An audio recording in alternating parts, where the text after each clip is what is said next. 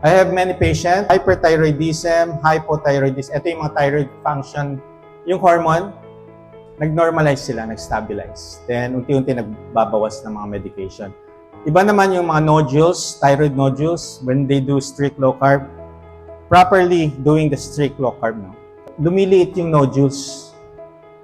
May isa akong patient, na-cancel ang biopsy. Dahil sobrang liit, wala nang ma-biopsy. Ang mga nodules, mga cysts, change your lifestyle, liliit siya. The natural way muna tayo. Bago yung mga invasive procedure, why not gawin nyo muna ito? Sa medicine, no, may primary prevention. Ang primary prevention, you change yung lifestyle niyo, ayusin yung kinakain, exercise, yes, to improve yung at present health condition. Kung hindi ma-address yan, dun tayo sa secondary, which is usually yung mga pagpapagamot. Malay nyo, gumaling yung problem ninyo by doing low carb.